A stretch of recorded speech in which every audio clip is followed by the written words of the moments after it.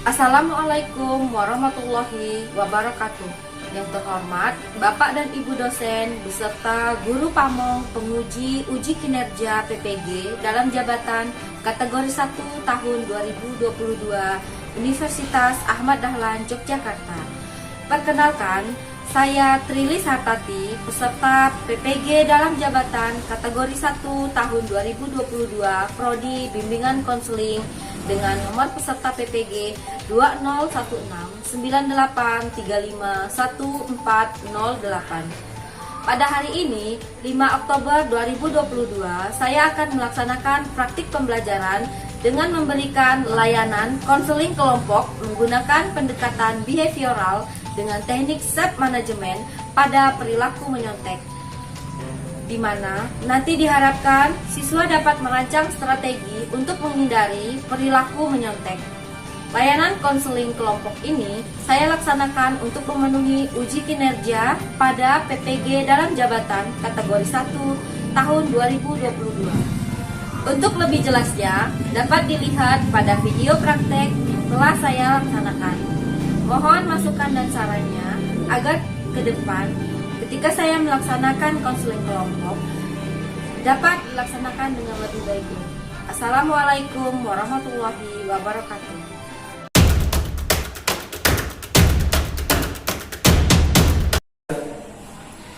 Assalamualaikum warahmatullahi wabarakatuh. Waalaikumsalam warahmatullahi wabarakatuh. Ya, baik, sebelum kita memulai kegiatan kita hari ini, kita berdoa dulu ya. Ibu aja yang pimpin ya. Marilah kita berdoa menurut agama dan kepercayaan kita masing-masing. Berdoa mulai.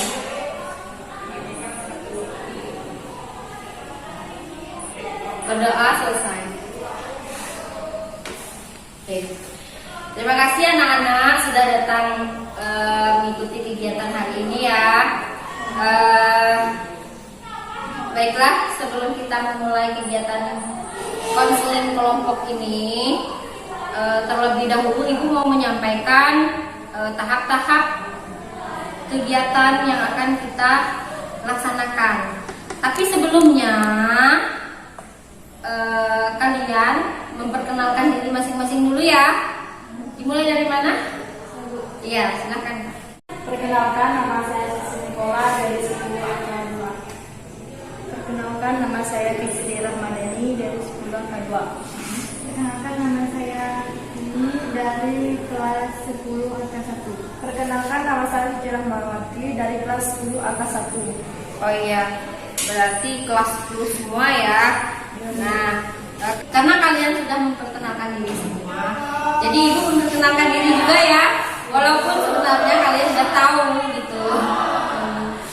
Jadi nama Ibu Trilis Hartati, Ibu guru bimbingan konseling. Jadi kita udah sama-sama memperkenalkan diri nih ya.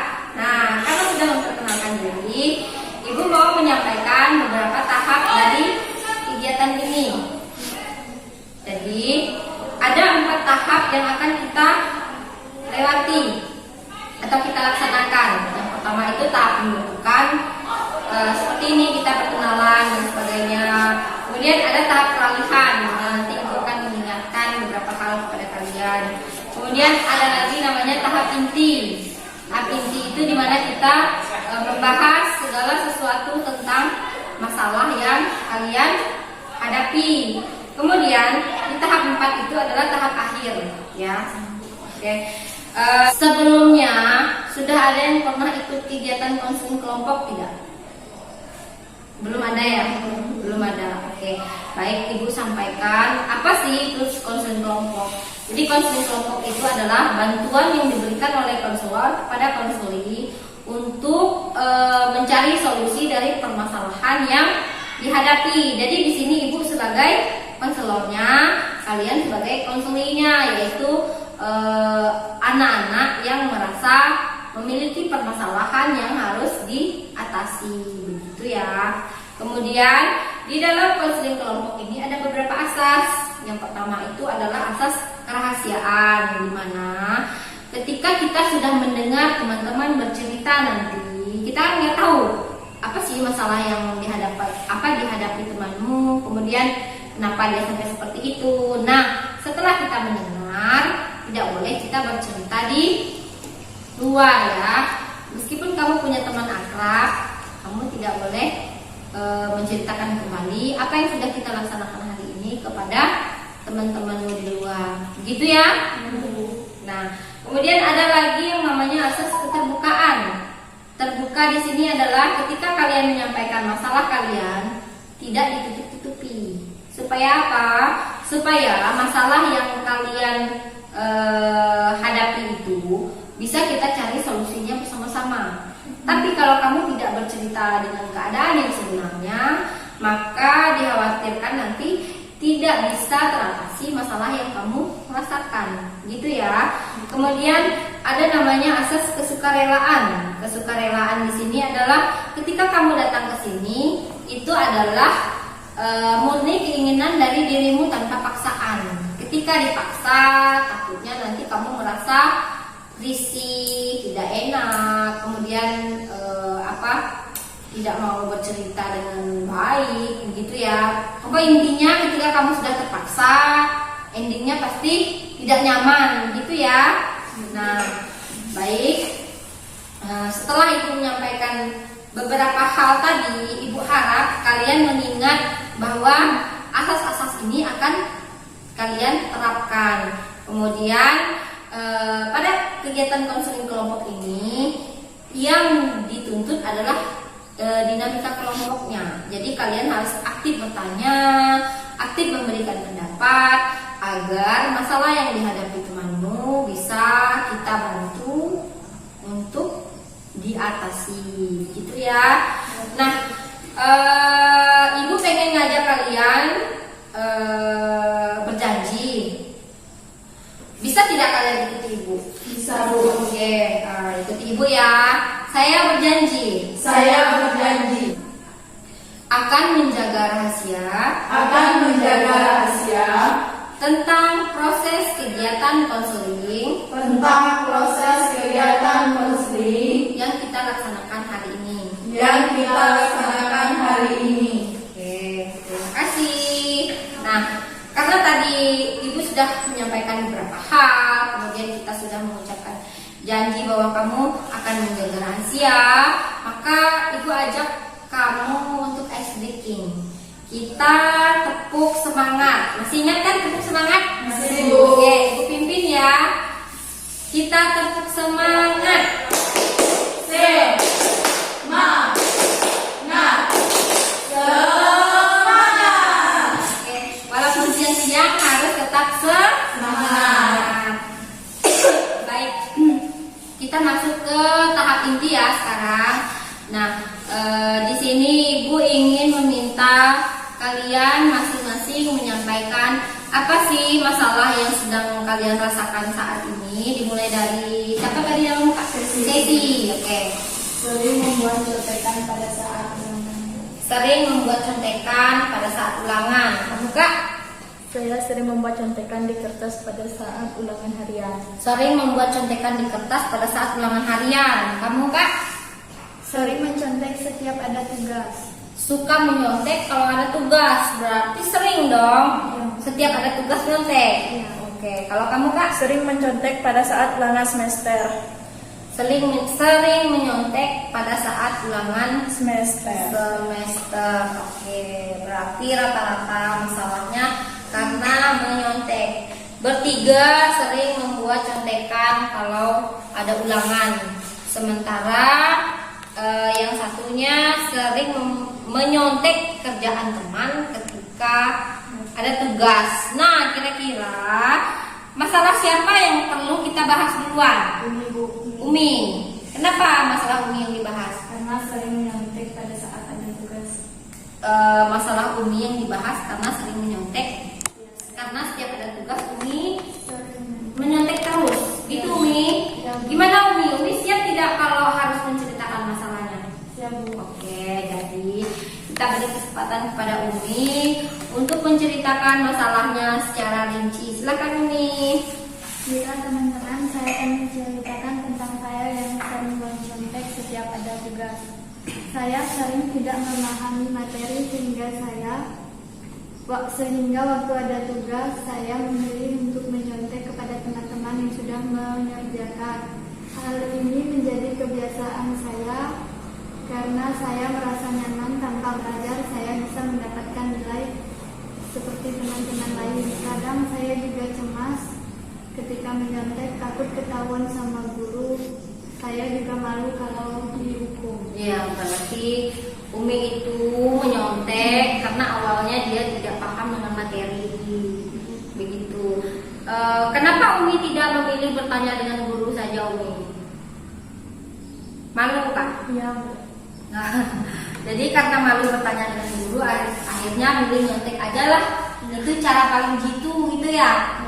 Nah, tapi pada saat Umi itu merasa menyontek itu tanpa belajar, kamu bisa dapat jawaban tanpa susah-susah cari materi, kamu juga bisa dapat nilai. Akhirnya Umi menjadi terbiasa untuk menyontek gitu Umi, karena merasa nyaman ya.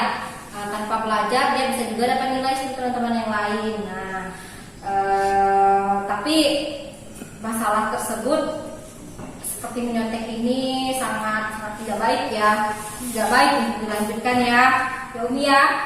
Nah, teman-teman, karena Umi tadi sudah bercerita tentang masalahnya, Ibu mau beri kesempatan kepada teman-teman bertanya kepada Umi tentang masalah yang dialaminya, keseringan menyontek setiap ada tugas. Baik teman-teman, Ibu mau beri kesempatan kepada teman-teman untuk bertanya pada Umi. Silakan, siapa yang mau dulu bertanya? Sejak kapan mulai menyontek dan apa alasan kamu menyontek? Saya mulai menyontek ketika ada tugas. Saya tidak paham materinya. Saya mau belajar tapi tidak ada waktu lagi sehingga saya memilih untuk mencontek. Jadi alasan dia menyontek karena dia tidak memahami materi. Dia mau belajar tapi tidak ada waktu. Kenapa tidak ada waktu? Apakah waktunya kamu habiskan bermain atau bagaimana? Saya tidak bisa mengatur waktu. Tidak bisa mengatur waktu. Jadi kadang-kadang kalau pas lagi asik main HP sampai malam lupa belajar gitu ya. Jadi sehingga karena tidak bisa mengatur waktu, lupa kapan belajar, kapan istirahat, akhirnya memilih menyontek gitu ya. Nah, siapa lagi yang mau bertanya? Kamu kan? Apa yang dirasakan ketika menyontek? Apa yang dirasakan Umi ketika Umi menyontek? Senang karena tanpa belajar saya mendapatkan nilai, saya bisa mengerjakan tugas dan mendapat nilai, tapi kadang ada rasa takut juga ketahuan guru. Kamu itu kadang-kadang takut kalau menyontek itu ketahuan sama guru, takut dihukum dan malu. Tapi lebih banyaknya kamu senang karena tanpa belajar Saya bisa mendapat. iya, kamu bisa dapat nilai juga seperti teman-teman gitu ya. Siapa lagi yang mau bertanya? Apa dampak dari menyontek? Kira-kira Umi, dampak dari menyontek itu buat Umi apa sih? Saya jadi malas belajar dan ilmu pengetahuan saya tidak bertambah. Umi karena menyontek jadi malas belajar. Benar, pengetahuan Umi tidak bisa bertambah. Karena apa? Karena ketika diberikan tugas, dia taunya hanya menyalin, ya kan? Tanpa Umi ini mencari materi di berbagai sumber, tanpa Umi harus berpikir. Jadi pengetahuan Umi tidak bertambah, hanya tahu dasarnya saja, gitu kan? Tidak memahami tentang materi tersebut, ya. Karena tadi kan Umi kan sudah menyampaikan dampak dari menyontek untuk Umi. Kan semua masalah kalian menyontek kan? Nah, kalau yang dirasakan teman-teman yang lain dampak menyontek itu apa lagi? Malas belajar dan tidak memahami materi. Iya, jadi malas belajar dan tidak paham dengan materi. Ya benar, karena bawaannya udah malas aja gitu kan. Mau belajar, mendingan main aja atau main HP atau nonton atau nongkrong daripada belajar, sehingga materi-materi yang diberikan kamu tidak bisa mendalami dan memahami. Ada dampak lain Kak? Ya, apa? Teman semakin pintar karena belajar, kita semakin menurun daya berpikirnya karena malas belajar. Benar sekali, benar tidak? Benar, Bu. Coba kalau teman lain itu rajin belajar kan pengetahuannya makin banyak. Kenapa? Karena dia mencari berbagai macam sumber materi, entah dari buku, dari internet, wawasannya semakin bertambah, pengetahuannya semakin bertambah. Sementara kita yang menyontek hanya tahu itu saja, soal yang diberikan, tugas yang diberikan, hanya sebatas itu pun kita hanya menyalin. Jadi misalnya pengertian akuntansi, hanya tahu pengertian akuntansi tanpa kamu mendalami, oh akuntansi ini begini. Kamu tidak memahami tentang materi tersebut gitu, karena sudah malas belajar. Ada lagi Kak kalau kamu? Dampak dari menyontek tidak bisa berpikir kritis. Iya. Kenapa? Karena kita kan tadi hanya menyalin. Kecuali kalau kita mencari materi dari berbagai sumber. Kita membaca, kemudian kita berpikir, kok bisa sih kayak gini? Tentunya kita dengan rasa penasaran tersebut, kita mencari lagi materi yang lain, gitu kan? Nah, di situ kita kan bisa berpikir kritis. Berpikir kritis ini, ketika kita mendapatkan materi dari satu sumber, tentu kita akan mencari lagi materi yang lain. Apakah sama pembahasannya? Tapi kalau kita hanya menyontek saja, kita kan hanya menyalin. Udah menyalin, udah mau benar atau enggak jawaban itu, ya terserah gitu kan. Yang penting intinya sudah mengerjakan. Nah, itulah kenapa dampak dari menyontek juga kamu tidak bisa berpikir kritis. Nah, setelah teman-teman menyampaikan dampak-dampak dari menyontek tadi, Ibu mau tanya sama Umi, ketika perasaan menyontek itu timbul, kira-kira Umi bagaimana sih cara Umi mengontrol perilaku Umi agar Umi bisa menghindari perilaku menyontek? Meningkatkan keinginan untuk belajar dan mengingatkan diri sendiri bahwa menyontek itu tidak baik. Meningkatkan keinginan untuk belajar, meningkatkan motivasi belajar ya. Kemudian mengingatkan diri sendiri bahwa menyontek itu tidak baik. Benar, menyontek itu kan tadi kita udah bahas dampak-dampak negatifnya apa, ya kan? Apalagi kalau pas nyontek ketahuan sama guru, kemudian dihukum, kan malu. Apalagi sampai dipanggil orang tua hanya gara-gara nyontek, kan makin malu, ya kan? Nah, oke. Nah, kalau dari teman-teman lain, ada tidak cara lain atau solusi supaya bisa menghindari perilaku menyontek? Ada, Bu. Mungkin dengan belajar kelompok bisa menghindari perilaku menyontek. Dengan belajar kelompok bisa menghindari perilaku menyontek. Benar ya? Kenapa bisa benar? Karena kita bekerja sama mencari jawaban. Benar. Kita bekerja sama mencari jawaban yang kita tidak pahami.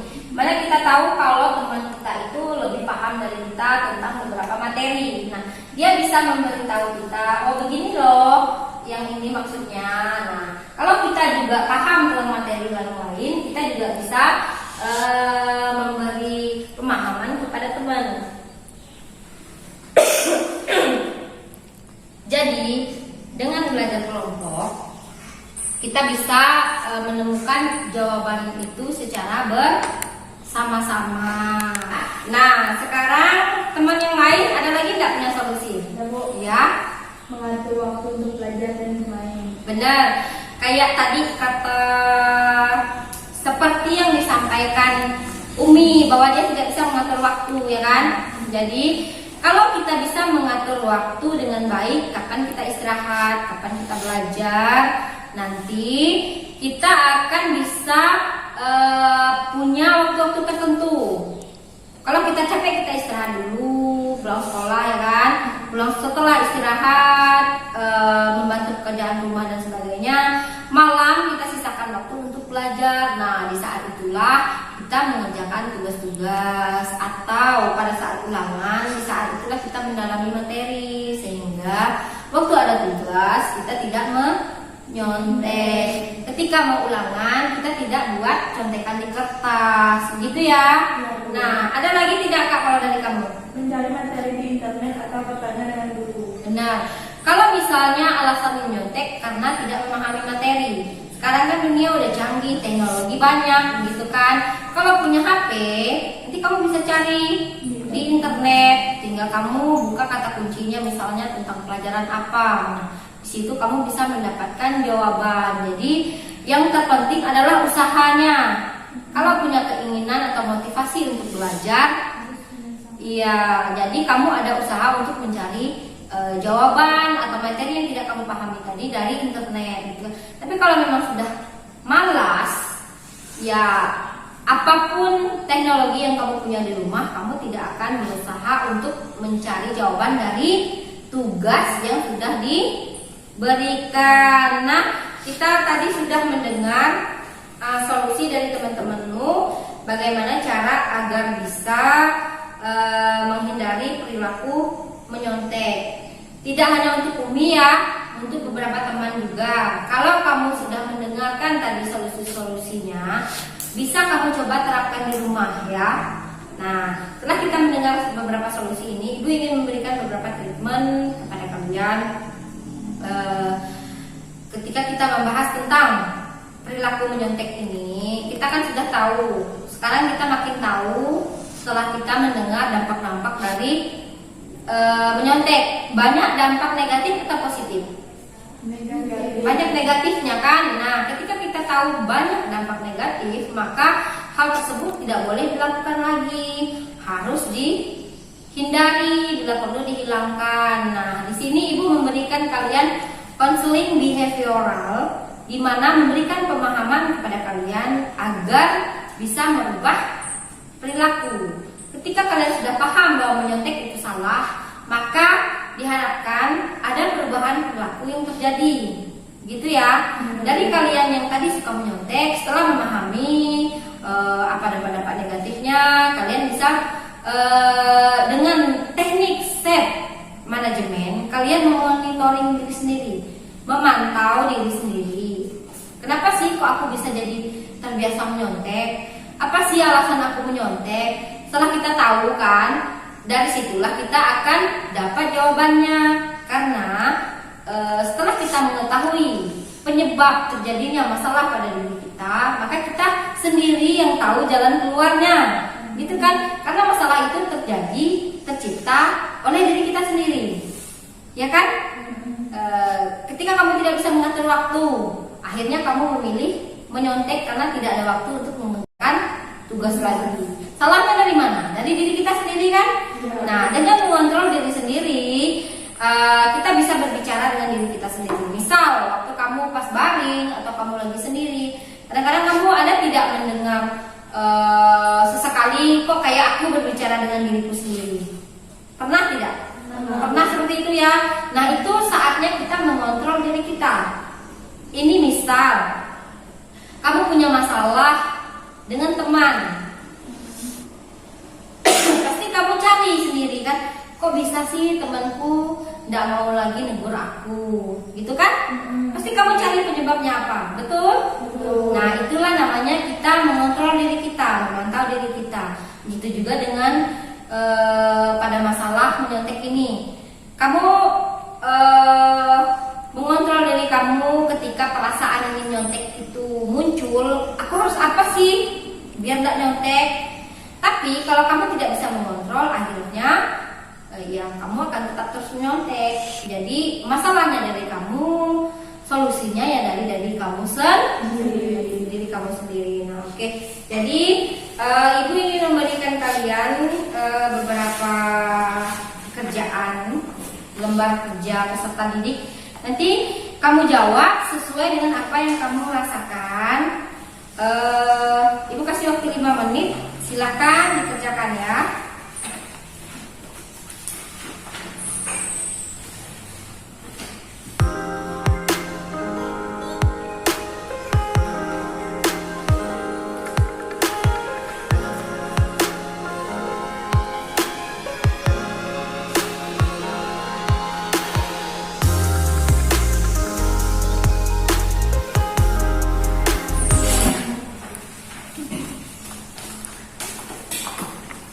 Nah, dari hasil pengerjaan lembar kerja peserta didik ini, karena yang kita bahas adalah masalahnya Umi, jadi yang Ibu bacakan punya Umi duluan ya.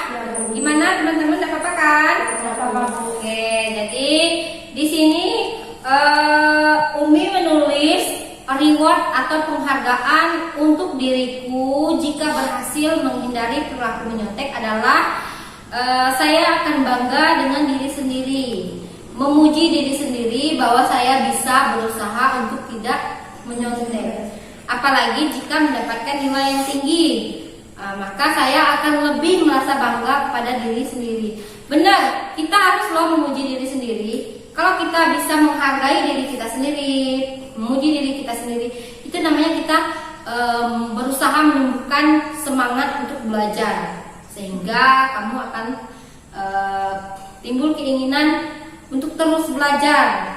Rasa malas itu bisa kamu hilangkan. Nah, kemudian punishment atau hukuman untuk diri sendiri jika tidak berhasil menghindari perilaku menyontek, maka saya akan membuat rangkuman pada submateri yang membahas tentang tugas yang saya contek. Jadi maksudnya begini, ketika dia menyontek pada misalnya ini di pelajaran akuntansi ya, saya menyontek pada saat submateri pelajaran membuat jurnal, gitu ya. Misalnya ada tugas untuk membuat jurnal, tapi Umi tidak paham, akhirnya Umi nyontek lagi, gitu kan. Nah, jadi hukuman Umi untuk dirinya sendiri adalah Umi merangkum materi tentang membuat jurnal sampai Umi memahami ini loh maksud dari materi membuat jurnal tersebut. Gitu Umi ya? Ya, bagus. Itu adalah salah satu bentuk usaha Umi untuk menyadarkan dirinya dan meningkatkan motivasinya untuk belajar. Nah, jadi karena kita sudah membahas lembar kerja peserta didik ini, Ibu mau tanya sama Umi, kira-kira Umi, apa sih yang bisa kamu simpulkan dari hasil kegiatan ini? Bisa mengetahui cara agar tidak menyontek dan bisa menyadari bahwa menyontek itu tidak baik. Bisa menyadari bahwa menyontek itu tidak baik dan bisa mengetahui cara agar tidak menyontek. Benar ya? Kalau tadi kan kita udah bahas cara-cara menghindari perilaku menyontek. Nanti kamu coba terapkan di rumah ya. Walaupun sebenarnya sulit, semua itu kan perlu proses. Ya, tidak apa-apa, pelan-pelan. Ya, gitu ya. Nah, kira-kira apa sih kesan yang kalian bisa dapatkan dari kegiatan ini? Kesan dari kegiatan ini saya bisa tahu cara mengatasi keinginan menyontek, dan ternyata yang punya masalah menyontek bukan saya sendiri. Ya, ternyata yang punya masalah menyontek bukan kamu sendiri. Benar. Selain kalian berempat juga mungkin banyak, tapi diharapkan ketika kamu sudah tahu masalahmu, kamu jangan malu. Silakanlah bertanya kepada guru BK bisa, kepada teman bisa, gimana sih caranya biar aku nggak nyontek lagi, gitu kan? Dan bisa mengetahui cara-cara bagaimana untuk menghindari perilaku menyontek. Benar, bagus sekali ya. Nah, karena kalian sudah bisa memahami kegiatan yang kita laksanakan ini, Ibu hanya bisa mengingatkan kembali bahwa menyontek itu tidak baik. Tolong nanti pelan-pelan rubah pemikiran kalian, ubah perilaku kalian agar bisa benar-benar terhindar dari perilaku menyontek. Nah, sekarang kan kita sudah membahas tentang masalahnya Aulia. Karena masalahnya sama, jadi Ibu rasa nanti kalian juga bisa mengutip beberapa hal dari hasil-hasil yang kita dapatkan ya. Nah,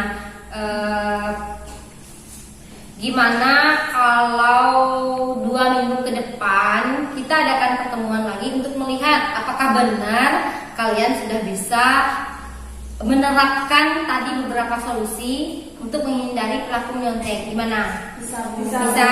Bersedia ya? 2 minggu lagi kita coba, kita ketemu lagi ya, kita cek lagi gimana sih hasilnya dari kegiatan yang sudah kita laksanakan hari ini. Nah, Ibu rasa cukup sekian kegiatan yang kita laksanakan hari ini.